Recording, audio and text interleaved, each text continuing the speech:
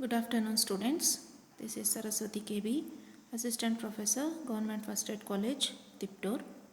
War as a human experience has generated a wider range of powerful feelings such as hope, fear, hatred, not only for the enemy but also for generals, politicians, war profiteers, love for fellow soldiers, for women and children left behind, and love for the country and sometimes for the cause. The First World War of 1914 to 18 left its fierce and permanent influence on English literature, especially English poetry. There are numerous poems written in English by the soldier poets in their early 20s in the First World War, which record the moments, the feelings, the experiences of encountering death, danger, suspense, and horror. Some of these soldier poets are Rupert Brooke, Wilfred Owen, Siegfried Sassoon, and Edward Thomas. The period prior to war poetry is termed as Georgian poetry, and the history of writing poems about war dates back to Greeks. This Georgian poetry was characterized by romanticism, sentimentality, and hedonism. To this period belongs the early war poetry, which was characterized by a willingness to die for their country, and these soldier poets had faith in the justice of the cause for which they were fighting, and they exulted in the strength and courage which enabled them to meet the challenge. They harbored no bitterness against the enemy. These early war poems can be seen in the poetry of Rupert Brooke, but this Georgian poetry, which was characterized by romanticism, sentimentality, and hedonism, was followed by war poetry, and this is also termed as trench poetry because they question the very notion of war, patriotism, and heroism. These later war poets had first hand experience of the war. They could see the horrors and realities of war, which they showed in their poems as a reaction to the war. They expressed a sense of the horrors of the war, and they had a tenderness towards doomed youth tricked by false idealism.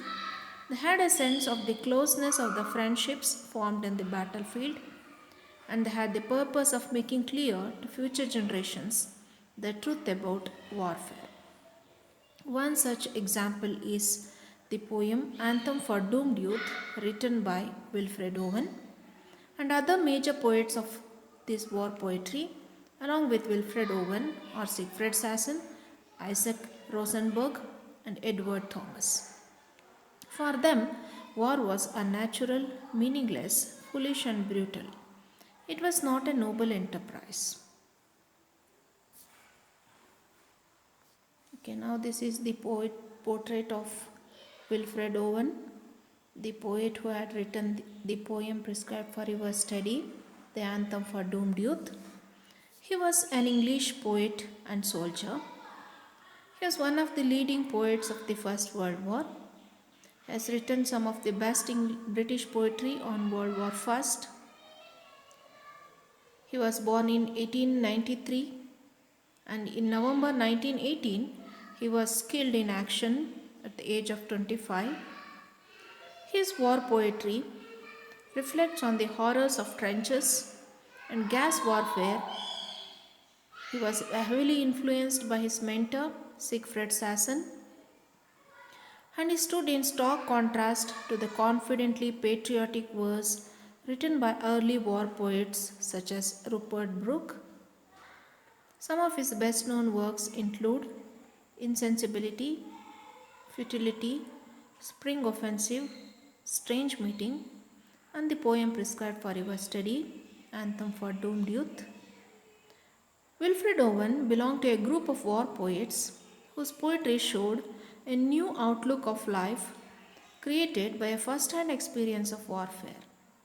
Backed by his experience as a soldier and sustained by the nobility of a sensitive soul capable of confronting truths.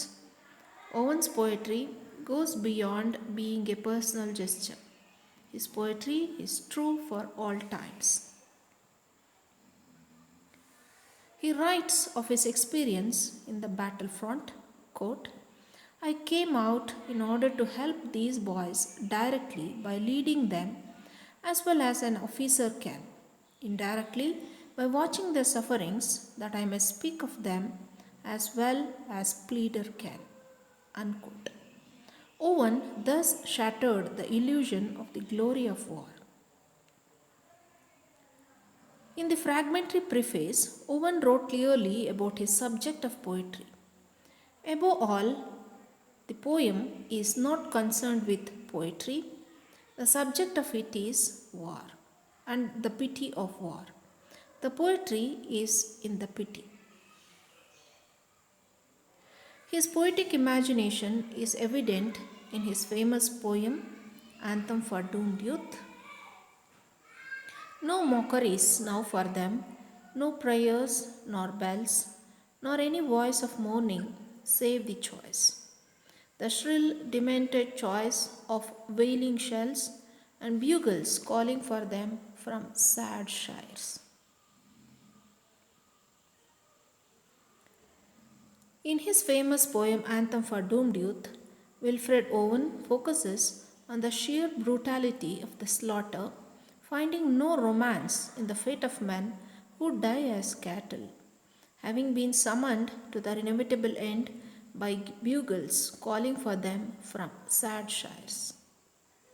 Poet Cecil Day Lewis' view that Owen's poems were certainly the finest written by any English poet of the First War is incontestable.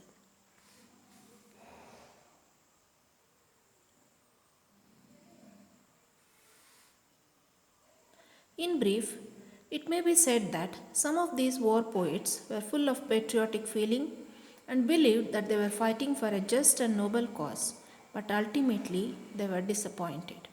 They realized that war was a destroying force which reduces human beings and their beliefs to hopelessness, despair, and agony. Now let us understand the context of the poem.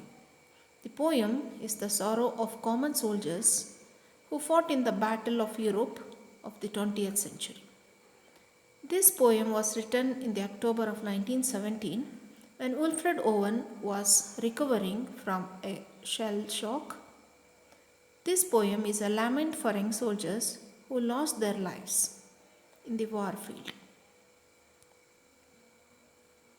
Okay, this is the picture of a war field wherein a soldier is consoling his friend. He is near his deathbed.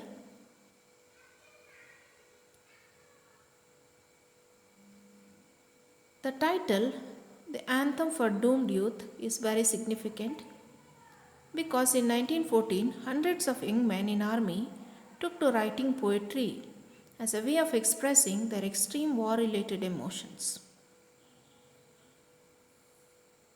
Andrew Motion has termed these works as a sacred national text. War poetry is not about war. Essentially, it is anti-war. It questions the larger features of life such as identity, innocence, guilt, loyalty, compassion, humanity, duty, desire, and death, which are destroyed due to war. War poetry became part of the mythology of Britain nationhood and an expression of its historical consciousness and political consciousness. Thus, the poem is aptly named an anthem. What is the relevance of the poem? Anthem for Doomed Youth asks the readers not to romanticize war. It is a lyrical and beautiful poem, but its power comes from the way in which it brings the horrors of war to life. War is held up to the light, exposed as futile, horrific, and tragic. The poem criticizes the usual forms of ritual and tribute to commemorate death in war. The poem presents memory, kindness, and gratitude as, as more fitting memorials, which will be explained in detail while we are reading the poem in the next video.